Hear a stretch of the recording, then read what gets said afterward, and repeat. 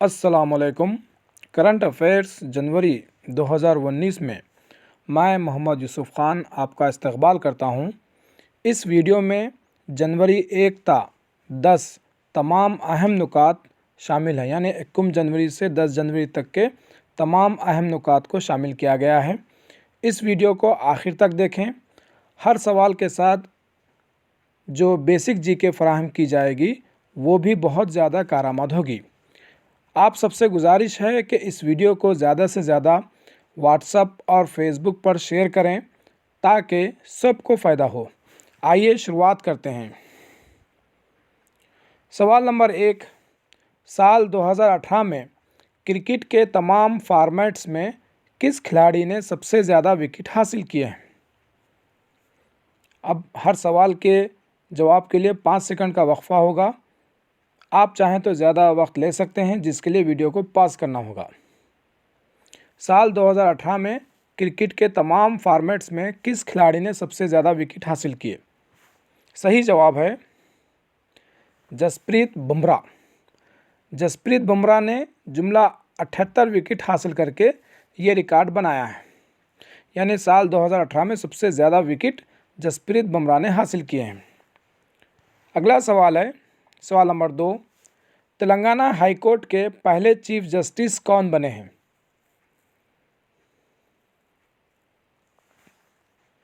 सही जवाब है बी राधाकृष्णन। 1 जनवरी 2019 से तेलंगाना और आंध्र प्रदेश के लिए अलहदा हाई कोर्ट का क़याम अमल में लाया, जिसकी रोज़ से तेलंगाना हाई कोर्ट के पहले चीफ जस्टिस बने हैं बी राधाकृष्णन। अगला सवाल है कृषक बंधु स्कीम को किस रियासत ने 1 जनवरी 2019 से शुरू किया? कृषक बंधु स्कीम को 2019 1 जनवरी से शुरू किया है मगरबी बंगाल ने। यह स्कीम हूबहू तेलंगाना की राइतु बंधु स्कीम की तरह है। यहाँ पर 2 बातें याद रखने की हैं। पहली बात ये कि कृषक बंधु स्कीम के तहत अगर किसी किसान की मौत हो जाती है तो उसको 2 लाख रुपए की इमदाद मिलेगी, और दूसरी बात ये कि हर एक एकड़ पर 2500 रुपये सिंगल फसल उगाने पर मिलेंगे। अगला सवाल है DRDO का यौम तासीस कब मनाया जाता है? DRDO का यौम तासीस मनाया जाता है 1 जनवरी को। DRDO के ताल्लुक़ से 4 बातें आपको याद रखनी है। पहली बात यह कि DRDO का फुल फॉर्म क्या है? DRDO का फुल फॉर्म है defence research and development organisation. दूसरा ये कि DRDO कब कायम हुआ? DRDO 1958 में कायम हुआ। तीसरी बात, DRDO का सदर मुकाम है दिल्ली। और चौथी बात, DRDO के मौजूदा चेयरमैन जो हैं जी सतीश रेड्डी हैं। ये बहुत अहम है कि DRDO के मौजूदा चेयरमैन जी सतीश रेड्डी हैं। अगला सवाल, किन 2 ममालिक ने यूनेस्को से अलहदगी का ऐलान किया है? सही जवाब है अमेरिका और इस्राइल ने यूनेस्को से अलहदगी का ऐलान किया है। यूनेस्को के ताल्लुक़ से 3 बातें आपको याद रखनी हैं। पहली बात ये कि यूनेस्को का फुल फॉर्म क्या है? यूनेस्को का फुल फॉर्म है United Nations educational scientific and cultural organisation. दूसरी बात, यूनेस्को का सदर मुकाम पेरिस है जो कि फ़्रांस में है। तीसरी बात, यूनेस्को के डायरेक्टर जनरल हैं ऑड्रे अज़ौले। अगला सवाल, किस मुल्क ने 1 जनवरी 2019 से ओपेक ग्रुप से अलहदगी का ऐलान किया है? यहाँ पर इसको 1 जनवरी कर लें। 1 जनवरी 2019 से ओपेक ग्रुप से अलहदगी का ऐलान किया है। सही जवाब है कतर। कतर ने ओपेक ग्रुप से अलहदगी का ऐलान किया है। ओपेक के ताल्लुक़ से 2 अहम नुक्ते हैं। पहला ये कि ओपेक का फुल फॉर्म है organisation of the petroleum exporting countries. दूसरा नुक्ता है ओपेक का सदर मुकाम वियना है जो कि ऑस्ट्रिया में है। अगला सवाल, इसरो ने संवाद विद स्टूडेंट्स का इफ्तिताह कहाँ किया?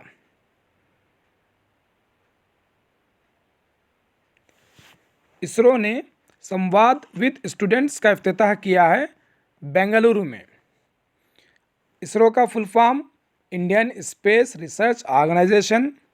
इसरो का सदर मुकाम बेंगलुरु। और तीसरी अहम बात, इसरो के मौजूदा चेयरमैन हैं के सिवन इसरो के मौजूदा चेयरमैन हैं। अगला सवाल है, ब्राज़ील के नए सदर कौन मुंतखब हुए हैं?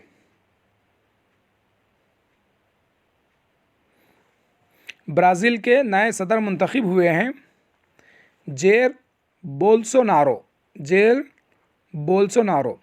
ब्राज़ील का सदर मुकाम है ब्रासिलिया और ब्राज़ील की करेंसी है ब्राज़ीलियन रियल। और 2019 में ब्रिक्स का जो इजलास होगा वो भी ब्राज़ील में होगा। अगला सवाल,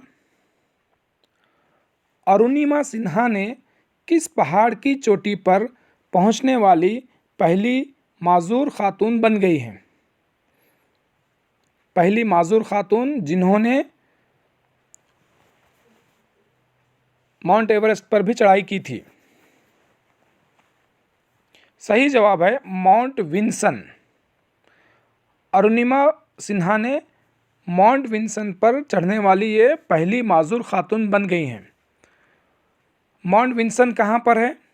माउंट विंसन है अंटार्कटिका में और ये अंटार्कटिका की सबसे ऊंची चोटी है। और अरुणिमा सिन्हा माउंट एवरेस्ट पर भी चढ़ाई करने वाली दुनिया की पहली माज़ूर खातून हैं। अगला सवाल है, नेशनल टेबल टेनिस चैंपियनशिप कहाँ मुनक़िद होगी? नेशनल टेबल टेनिस चैंपियनशिप ये मुनक़िद होगी कटक में जो कि उड़ीसा में है।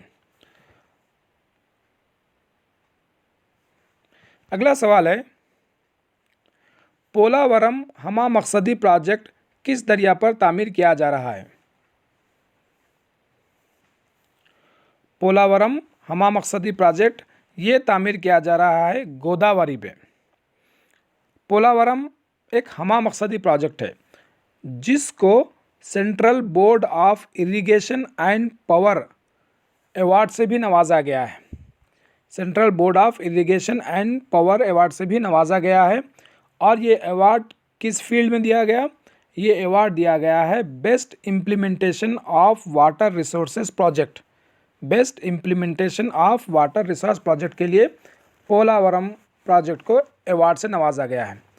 यहाँ पे सबसे अहम बात जो कि जनवरी का ही है कि पोलावरम प्रोजेक्ट का नाम गिनीज बुक रिकॉर्ड में भी शामिल हुआ है। वो किस लिए? वो इसलिए कि पोलावरम प्रोजेक्ट की तामीर के लिए एक दिन में सबसे ज़्यादा कंक्रीट इस्तेमाल करके गिनीज बुक ऑफ रिकॉर्ड में नाम शामिल कर लिया गया है। एक दिन में सबसे ज़्यादा कंक्रीट इस्तेमाल करना। अगला सवाल है, ACI की जानिब से जारी करदा 2018 के लिए ईज़ ऑफ डूइंग बिजनेस में कौन सी रियासत सर फहरिस्त है? यहाँ सर फहरिस्त लफ्ज़ टाइपिंग में छूट गया है कि ईज़ ऑफ डूइंग में कौन सी रियासत सर फहरिस्त है। ये जो रैंकिंग जारी की है वो ACI ने जारी की है। तो पहली रियासत है वो है आंध्र प्रदेश। आंध्र प्रदेश पहली रियासत है जो ईज़ ऑफ डूइंग बिजनेस में सर फहरिस्त है। इस इंडेक्स को ACI ने जारी किया है। अब ACI का फुल फॉर्म क्या है? ACI का फुल फॉर्म है एशिया कॉम्पिटिटिवनेस इंस्टीट्यूट। अगला सवाल है, वुमेन्स साइंस कांग्रेस का इफ्तिताह कहाँ हुआ? वुमेन्स साइंस कांग्रेस का इफ्तिताह हुआ है जालंधर में। जालंधर के लवली यूनिवर्सिटी में हुआ है जिसका आगाज़ 6 जनवरी 2019 को हुआ। सवाल नंबर 14, भारत के दौरे पर आए नॉर्वे के वज़ीर आज़म का नाम क्या है?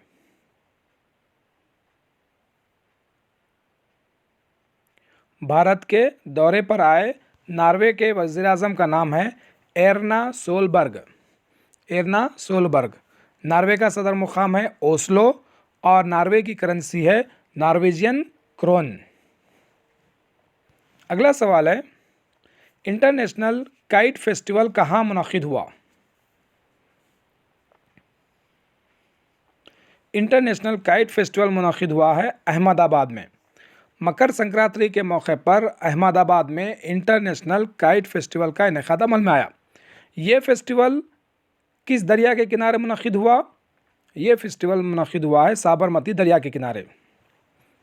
अगला सवाल है, बांग्लादेश की नई वज़ीर आज़म कौन मुंतखब हुई हैं?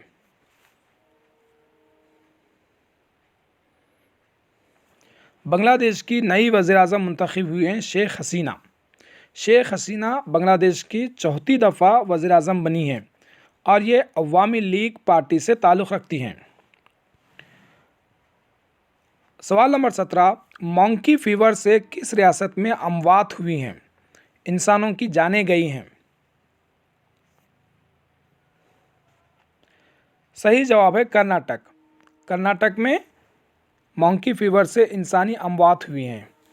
यहाँ पे दो बातें याद रखने की हैं। पहली बात ये कि मंकी फीवर को कैसनूर फॉरेस्ट डिसीज़ वायरस भी कहा जाता है, कैसनूर फॉरेस्ट डिसीज़ वायरस, और ये कर्नाटक के शिमोगा ज़िले में ज़्यादा फैली हुई है, शिमोगा ज़िला।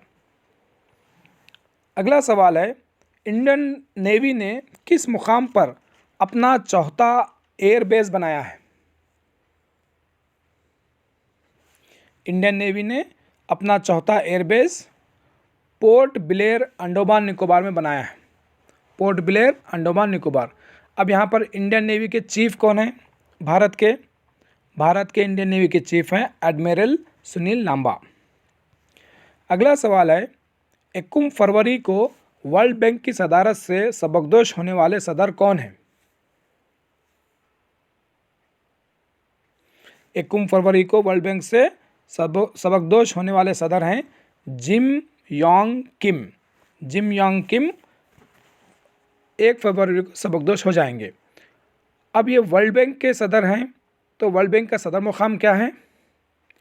वर्ल्ड बैंक का सदर मुकाम है वाशिंगटन।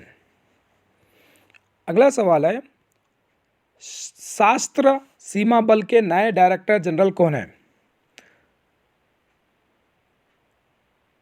सशस्त्र सीमा बल के नए डायरेक्टर जनरल हैं कुमार राजेश चंद्र। कुमार राजेश चंद्र अब सशस्त्र सीमा बल के डायरेक्टर जनरल होंगे और ये जो फौज की टुकड़ी है ये नेपाल और भूटान की सरहद की हिफाजत करती है। अगला सवाल है, नेशनल बिलियर्ड्स और स्नूकर चैंपियनशिप कहाँ मुनक़िद हुई?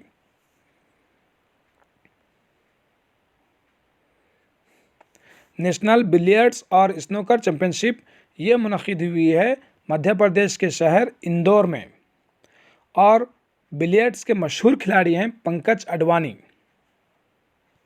अगला सवाल है, इंटरनेशनल मॉनेटरी फंड के नए चीफ इकोनॉमिस्ट कौन मुकर्रर हुए हैं? इंटरनेशनल मॉनेटरी फंड के नए चीफ इकोनॉमिस्ट मुकर्रर हुए हैं गीता गोपीनाथ। गीता गोपीनाथ अब इंटरनेशनल मॉनेटरी फंड के नए चीफ इकोनॉमिस्ट रहेंगे। यहाँ पर दो बातें अहम हैं। पहली बात ये कि गीता गोपीनाथ पहली खातून हैं जो इस पोस्ट पर फायज़ हैं, यानी चीफ इकोनॉमिस्ट के पोस्ट पर फायज़ होने वाली ये पहली खातून हैं। दूसरा ये कि IMF इंटरनेशनल मॉनेटरी फंड का सदर मुकाम है वाशिंगटन। अगला सवाल है, ग्लोबल सोलार काउंसिल के सदर कौन मुंतखब हुए हैं? ग्लोबल सोलार काउंसिल के सदर मुंतखब हुए हैं प्रणव आर मेहता। प्रणव आर मेहता और ग्लोबल सोलार काउंसिल का सदर मुकाम है वाशिंगटन। IMF का भी सदर मुकाम वाशिंगटन है और ग्लोबल सोलार काउंसिल का भी सदर मुकाम वाशिंगटन है। अगला सवाल है, दूसरे खेलो इंडिया यूथ गेम्स कहाँ मुनक़िद हुए? दूसरे खेलो इंडिया यूथ गेम्स ये मुनक़िद हुए हैं पुणे में, और पहले खेलो इंडिया गेम्स जो कि 2018 में हुए थे वो मुनक़िद हुए थे दिल्ली में। अगला सवाल है, आईसीसी का 105वां मेंबर कौन सा मुल्क बना है? कौन सा मुल्क अब आईसीसी का 105वां मेंबर रहेगा? आईसीसी का 105वां मेंबर मुल्क है अब अमेरिका। आईसीसी के ताल्लुक़ से दो बातें अहम हैं। पहली बात यह कि आईसीसी का सदर मुकाम दुबई है, और आईसीसी के मौजूदा जो सदर हैं वो हैं शशांक मनोहर। अगला सवाल है, माशी तौर पर पसमानदा आला ज़ात के तबक़े के लिए 10% तहफ़्फ़ुज़ात के लिए कौन सा तरमीमी बिल पास किया है? पार्लियामेंट ने कौन सा तरमीमी बिल पास किया है? ये बिल है 124वां तरमीमी बिल। माशी तौर पर पसमानदा आला ज़ात के तबक़े के लिए तहफ़्फ़ुज़ात के लिए पार्लियामेंट ने 124वां तरमीमी बिल पास हुआ है। तरमीमी बिल के ताल्लुक़ से दो अहम बातें हैं। पहली बात यह कि इस 124वीं तरमीमी बिल से दस्तूर हिंद में 103वीं तरमीम होगी। तरमीम अलग है, तरमीमी बिल पेश करना अलग है। बाज़ दफ़ा तरमीमी बिल पेश की जाती है लेकिन नामंजूर होती है, तो इससे 103वीं तरमीम होगी। दूसरी बात यह कि इस बिल के ज़रिए से आर्टिकल 15 को तरमीम किया जाएगा। अगला सवाल है, वज़ीर-ए-आज़म नरेंद्र मोदी ने गंगा जल प्रोजेक्ट का इफ्तिताह कहाँ किया? वज़ीर-ए-आज़म नरेंद्र मोदी ने गंगा जल प्रोजेक्ट का इफ्तिताह किया है आगरा में। गंगा जल प्रोजेक्ट आगरा शहर को पीने के पानी से मुताल्लिक़ है, जिसके ज़रिए से आगरा के शहरियों का पीने का पानी का मसला हल हो जाएगा। अगला सवाल है, मुंबई में ईरान का कौन सा बैंक अपनी शाख का इफ्तिताह करेगा?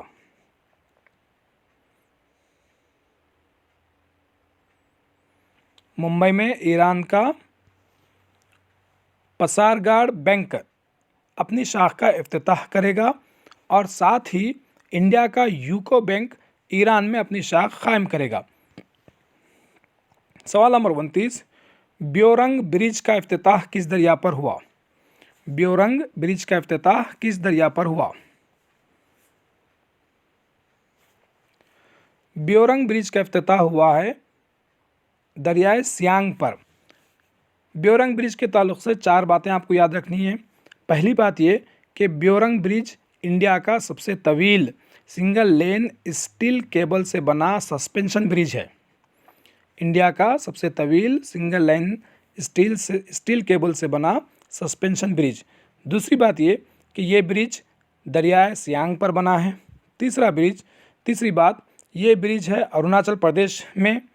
और चौथी बात, अरुणाचल प्रदेश के चीफ मिनिस्टर हैं पेमा खंडू। अगला सवाल है, वी आर डिस्प्लेस्ड किताब के मुसन्निफ कौन हैं? वी आर डिस्प्लेस्ड किताब के मुसन्निफ हैं मलाला यूसुफ़ज़ई।